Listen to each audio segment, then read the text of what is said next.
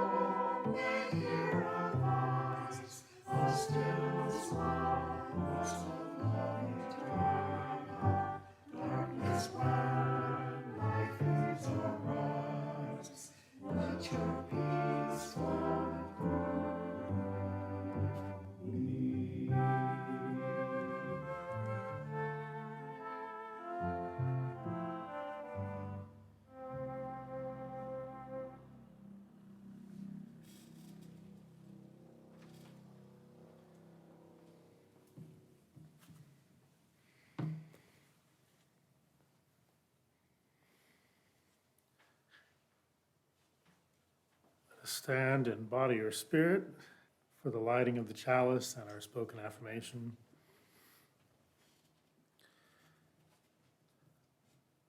We are all capable in different ways with various strengths and talents. We are all wholly part of the universe and the interdependent web.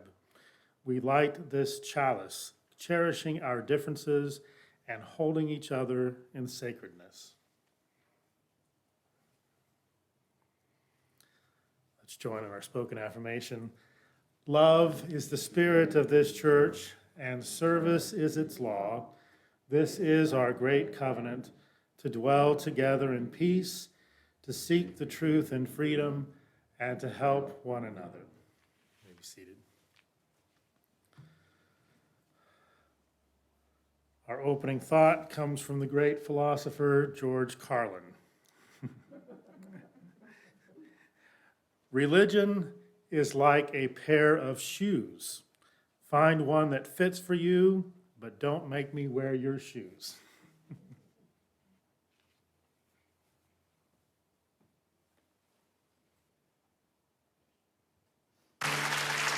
You gotta sing when the Spirit says sing. You gotta sing when the Spirit says sing. When the Spirit says sing, you gotta sing right along. Sing when the Spirit says sing. You gotta clap when the Spirit says clap. You gotta clap when the Spirit says clap. When the Spirit says clap, you gotta clap right along. Clap when the Spirit says clap. You gotta hum when the Spirit says hum. When the Spirit says hum, you gotta hum right along. You gotta snap when the Spirit says snap. You gotta snap when the Spirit says snap. When the Spirit says snap, you gotta snap right along. Snap when the Spirit says snap. You gotta swim when the Spirit says swim. You gotta swim when the Spirit says swim. When the Spirit says swim, you gotta swim right along. Swim when the Spirit says swim. You gotta stomp when the Spirit says stomp. You gotta stomp when the Spirit says stomp. When the Spirit says stomp, you gotta stomp right along. Stomp when the Spirit says stomp. Whoa! You gotta hush when the Spirit says hush. You gotta hush when the Spirit says hush. When the Spirit says hush, you gotta hush right along. Hush when the Spirit says hush. You gotta sing when the Spirit says sing. You gotta sing when the Spirit says sing. When the Spirit says sing, you gotta sing right along. Sing when the Spirit says sing. Hey, when the Spirit says sing, you gotta sing right along. Sing when the Spirit says sing. Yeah, you gotta sing when the Spirit says sing. Oh, you gotta sing when the Spirit says sing. And you gotta stop when the Spirit says stop.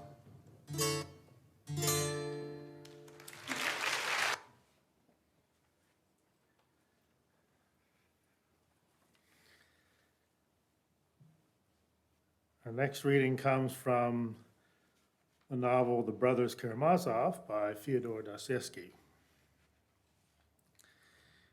It is precisely that requirement of shared worship that has been the principal source of suffering for individual persons and the human race since the beginning of history.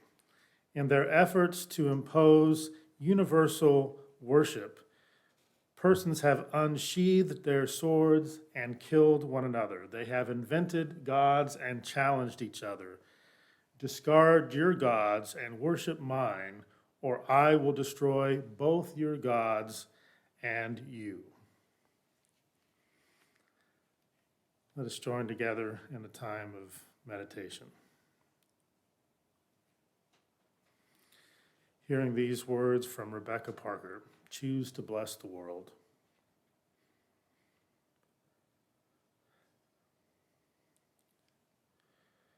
Your gifts, whatever you discover them to be, can be used to bless or curse the world. The mind's power, the strength of the hands, the reaches of the heart, the gift of speaking, listening, imagining, seeing, waiting. Any of these can serve to feed the hungry, bind up wounds, welcome the stranger, praise what is sacred, do the work of justice, or offer love. Any of these can draw down the prison door, hoard bread, abandon the poor, obscure what is holy, comply with injustice, or withhold love.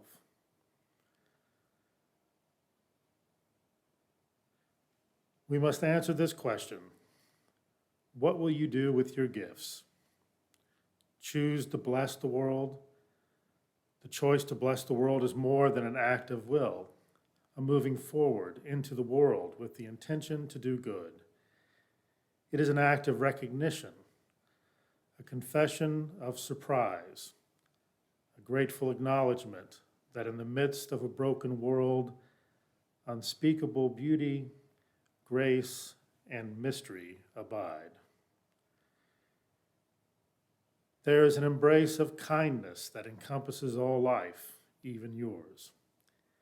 And while there is injustice and evil, there also moves a holy disturbance, a benevolent rage, a revolutionary love, protesting, urging, insisting that which is sacred will not be defiled.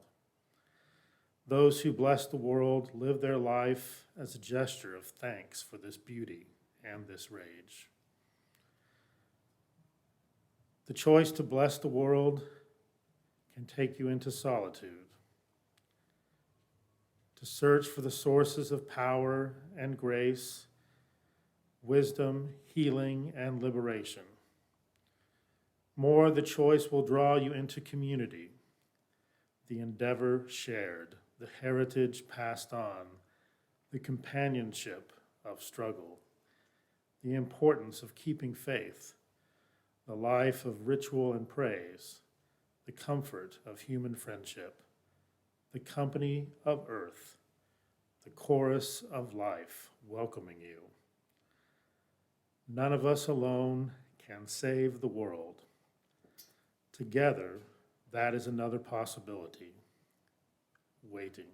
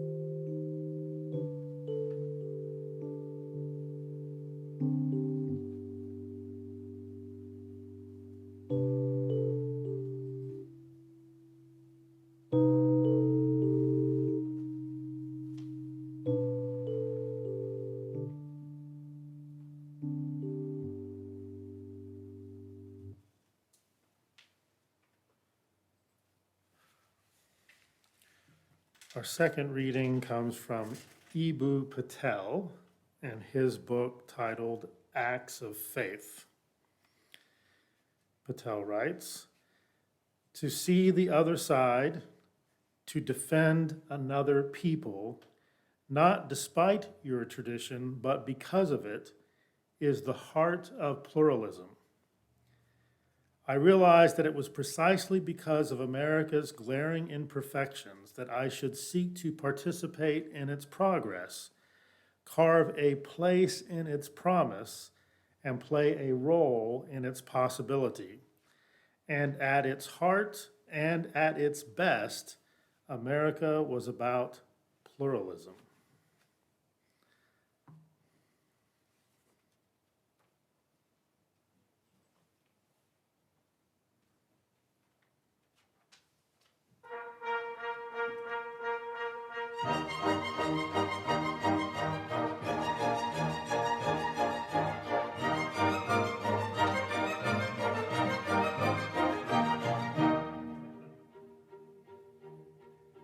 He is the very model of a modern Unitarian. He was born Romanian, so don't call him Bulgarian. He's also not from Budapest, Ukraine, or Lithuania. He probably is the coolest thing to come from Transylvania. I am the very model of a modern Unitarian. I'm here because I've lived so long, I'm now octogenarian. With 50 years attendance, I'm a very senior resident. Although I'm better looking, I am older than the president. Although he's better looking, he is older than the president. Although he's better looking, he is older than the president. Although he's better looking, he is older than the president. We're educated, cultivated, liberal, and turning gray. We all like Shakespeare, opera, ballet, and we all drink Beaujolais. We're all egalitarian and we're humanitarian. We are the very model of a modern Unitarian.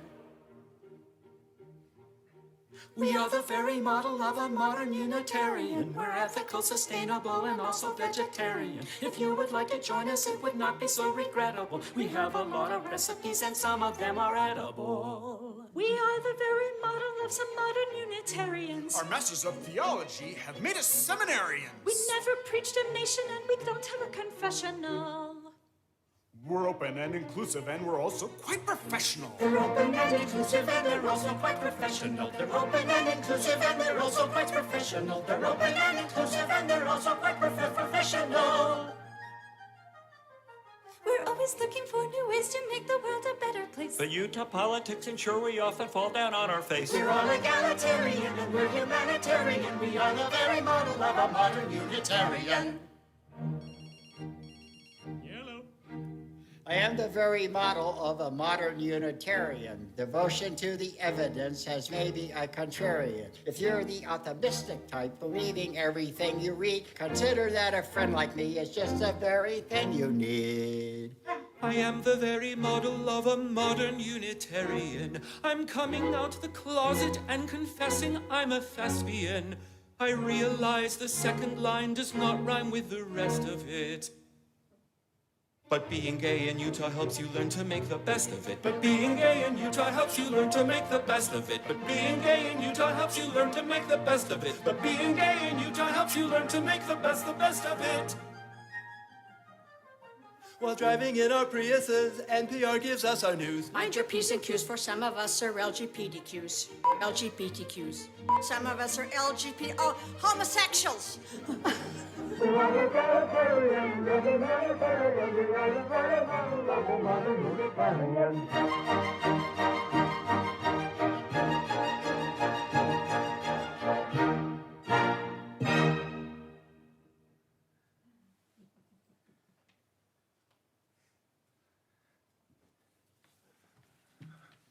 Yes, very good.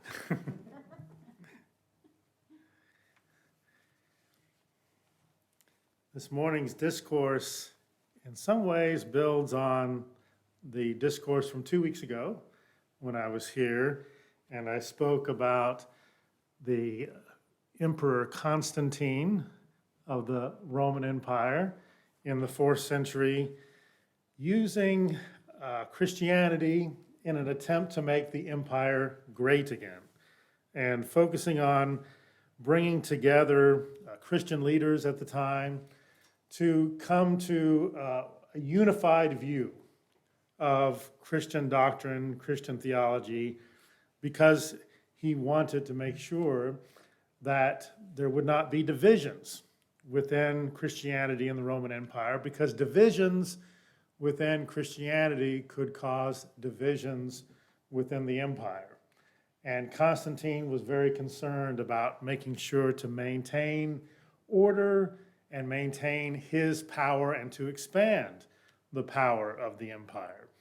And so he brought together Christian leaders in 325 to work on this focus on what the official doctrines, the official policies of the Christian church would be.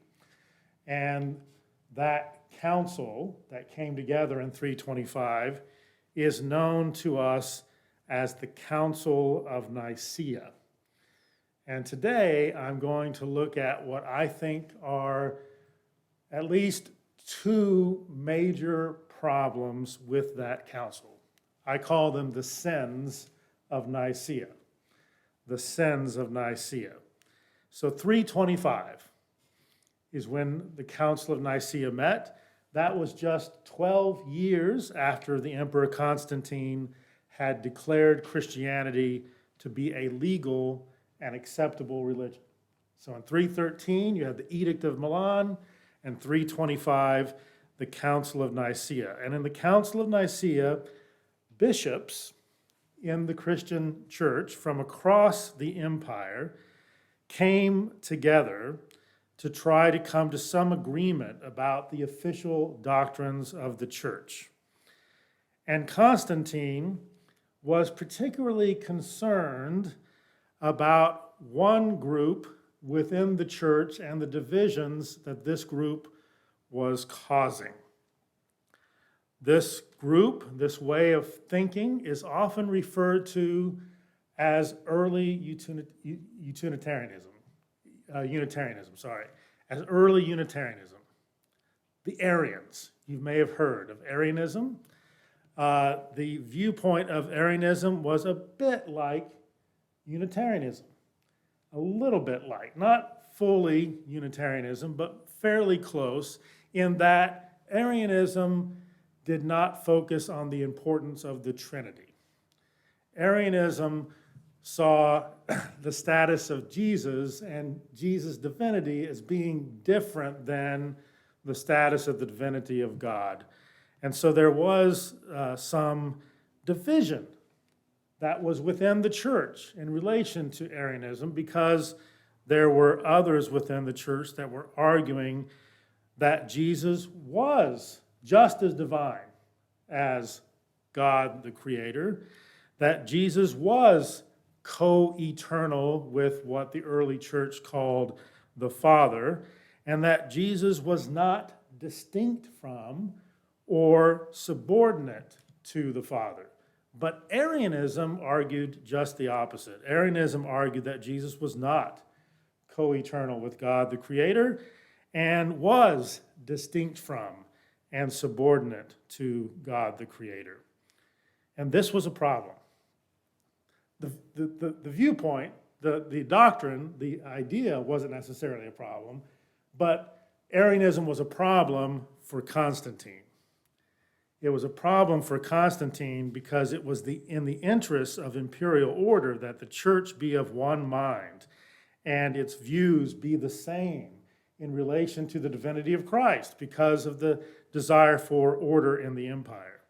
So you can imagine what happened at the Council of Nicaea. The bishops got together and they rejected Arianism in favor of the more dominant view that Jesus, the Son, was of the same essence and substance as the Father, and thus equal in divinity to the Father. I'm using the language that they used.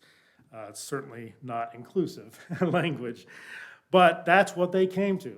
And they used all sorts of kind of Greek philosophical language to convey that viewpoint, but basically it was the beginning of the official doctrine of the Trinity being the doctrine of the church. And Arianism was deemed a heresy.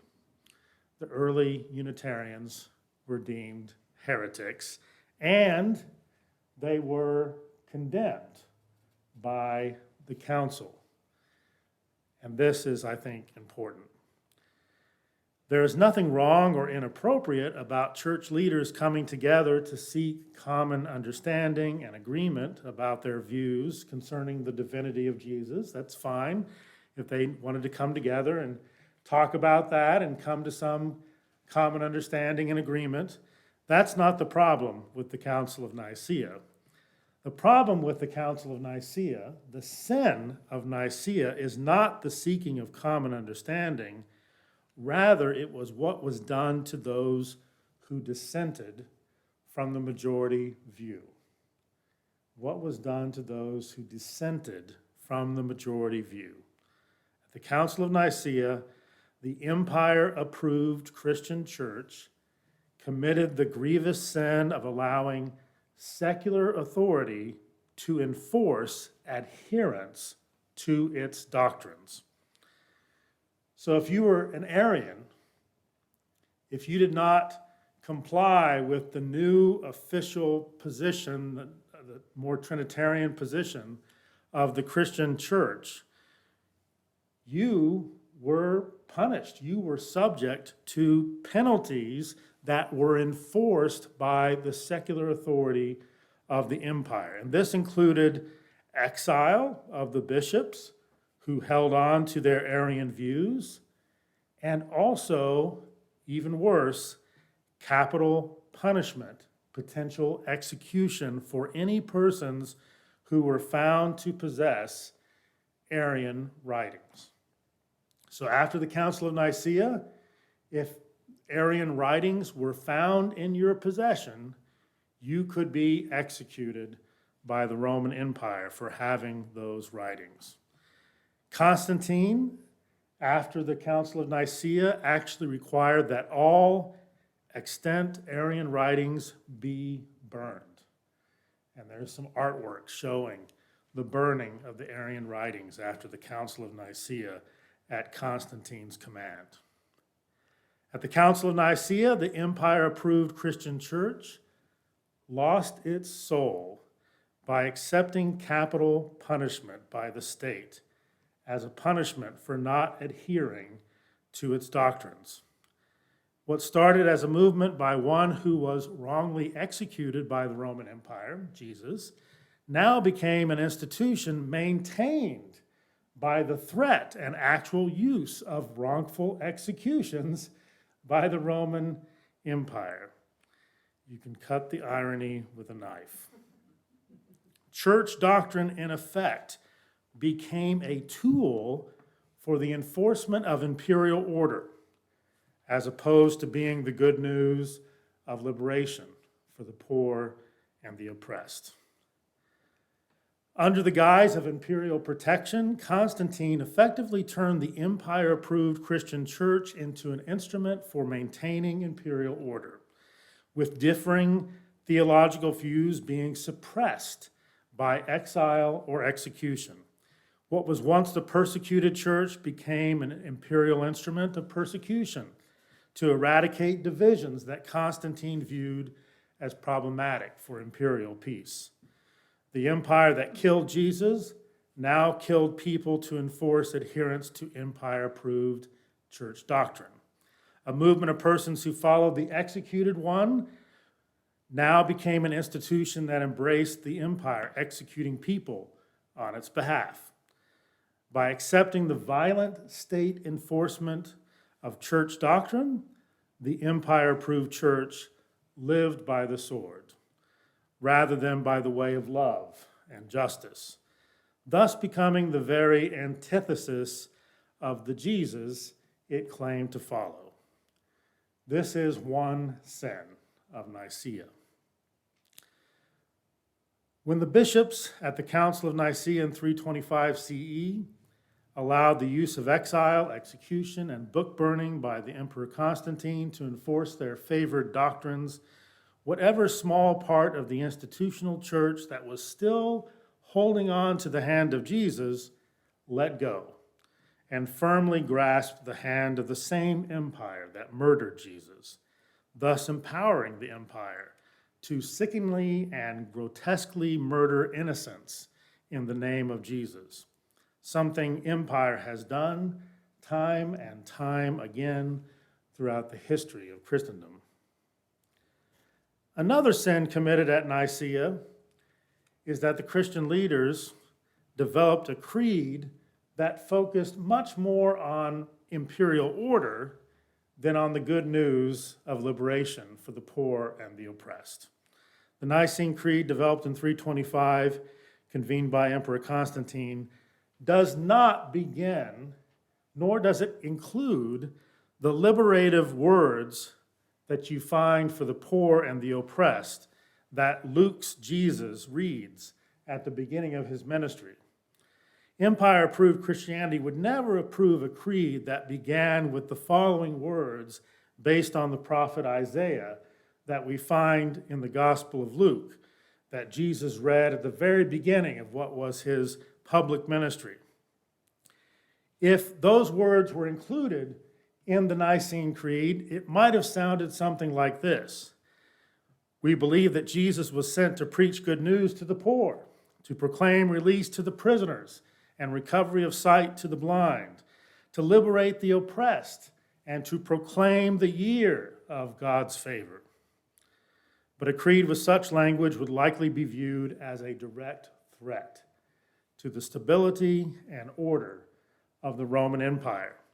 The empire proved a creed that focuses not on liberation, not on good news for the poor and oppressed, but rather on individual repentance, on forgiveness of individual sins, and everlasting judgment of persons in the next life, rather than meaningful liberation in this one.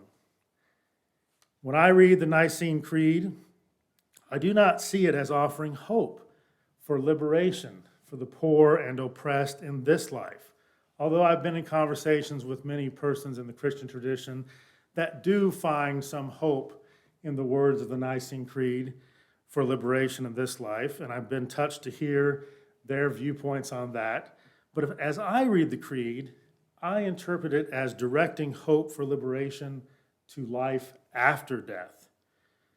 But only if you believe and do exactly what the empire-approved church tells you to believe and do. In effect, the Nicene Creed functioned as an imperial creed to further the empire's interest in order and stability based on unity of belief. And order is often in direct conflict with justice and liberation. If the Nicene Creed functions as an imperial creed, as I interpret it to do so, it would come as no surprise that it would foster the development of an imperial theology, such as the one represented by the theologian Augustine, who lived from 354 to 430. Augustine's theology focused primarily on a God of cosmic order, rather than a God of compassion who works to lift up the lowly. An order that blames the suffering and slavery of the vulnerable on their sin, instead of viewing such evil as being the result of systemic injustice of empire. The imperial creed established in Nicaea and the imperial theology that was to follow cultivated a relationship between church and empire that benefited those with church, ecclesial, and political power, and also those with economic power. But it did little, almost nothing, to challenge the unjust systems that kept the poor and oppressed in their place. The only good news for the poor and oppressed was that they need not suffer eternally if they believe and do what the imperial church prescribes. And this is news that is much better for the powerful in this life than it is for the oppressed. It is much better news for an emperor than it is for the poor. And that is the sin of Nicaea. At this time, we'll have our time of giving, and those who wish may bring their gifts to the table while the music plays, or also find ways of giving online.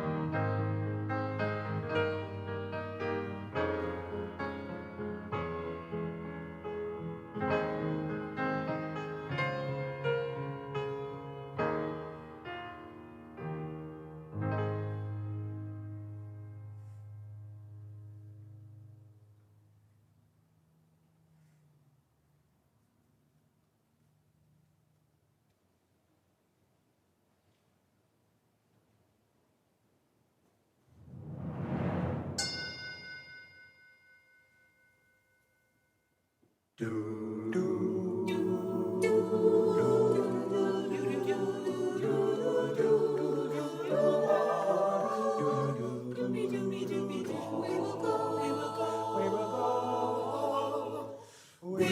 go out in the world and we will say who we are.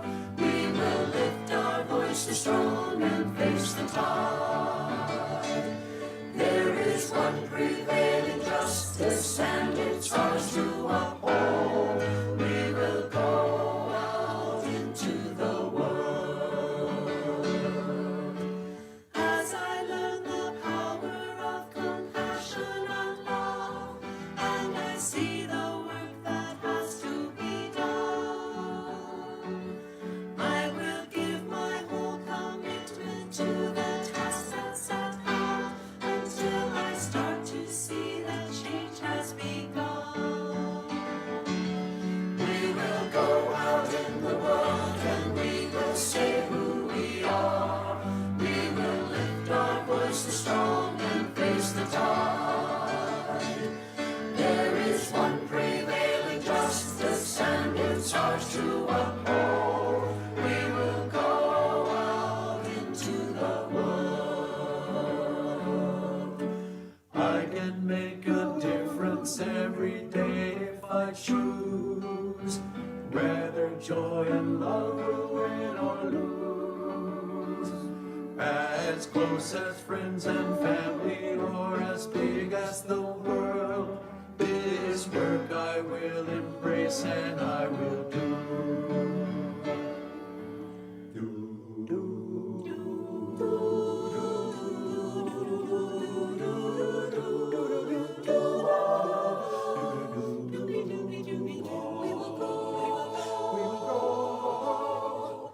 We will go out in the world.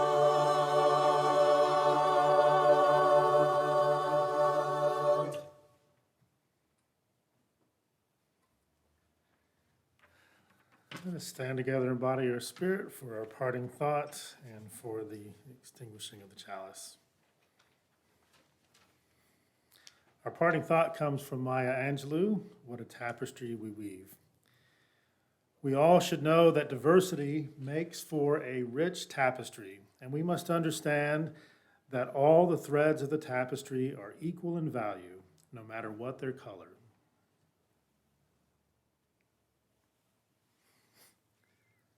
Let's join together. We extinguish this flame, but not the light of truth, the warmth of community, or the fire of commitment. These we carry in our hearts until we are together again.